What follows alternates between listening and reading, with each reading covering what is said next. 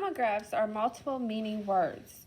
They are words that are written the same but have different meanings. So some examples of homographs this week are crane and crane. One type of crane is a bird. Another type of crane is a vehicle you see on construction sites that's really tall and can move items that are large. And there's also a third type of crane, which is to move your neck and to crane and look and see. Then we have leaves and leaves. One type of leaves are the plural of leaves on a tree, and the other type of leaves is when you use third person to describe the movement of someone leaving. So he leaves, she leaves the room. Sewer and sewer, spelled the same, different.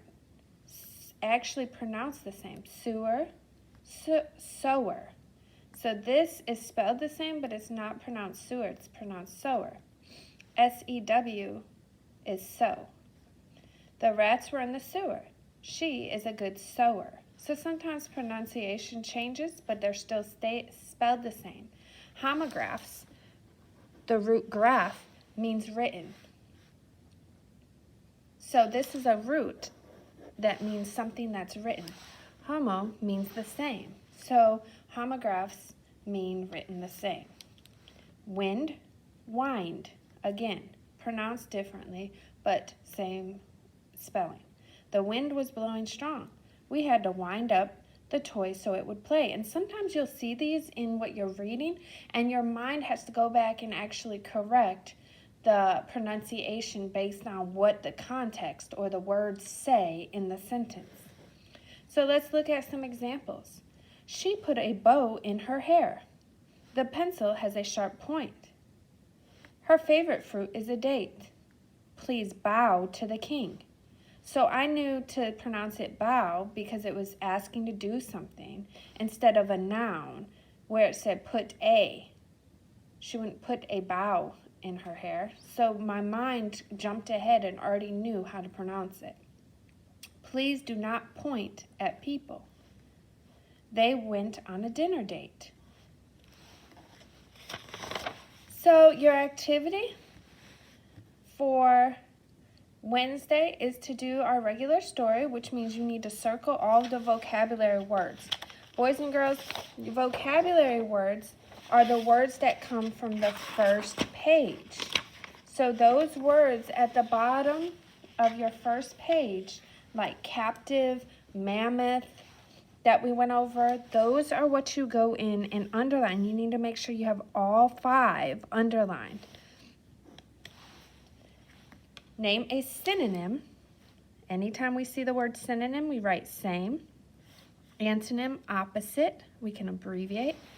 For the word mammoth, not a woolly mammoth, the size mammoth. So the same as mammoth, we already wrote on the first page, it means large. Very large.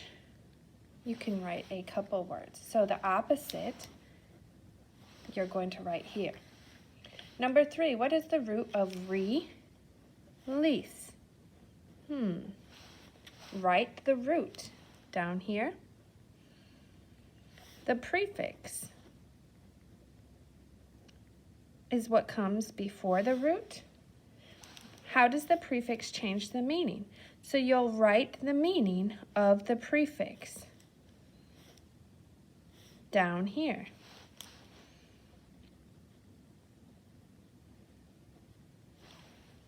Divide triumph into syllables. There's 2 syllables. I'm going to try and have you break up the word triumph into those 2 syllables. Which vocabulary word fits in the sentence? Again, that's from the bottom of your first page where it says vocabulary.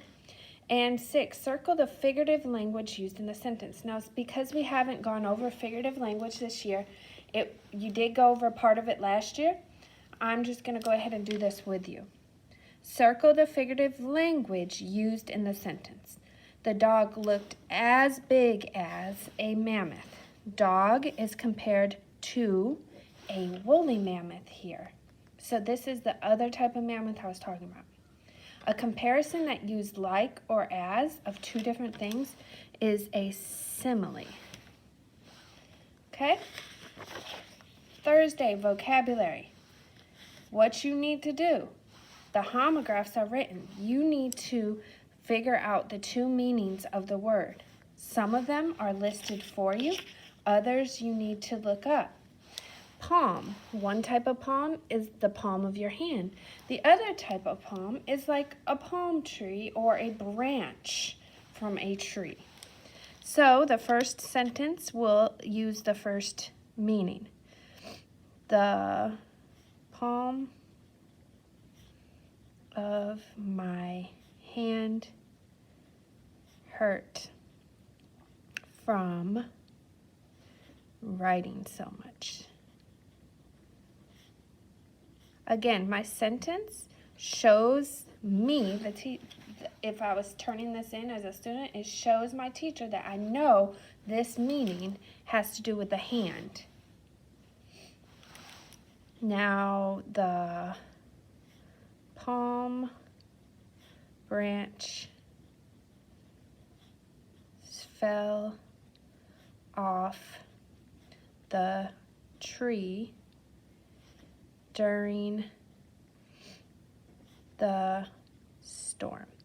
My writing is neat and legible.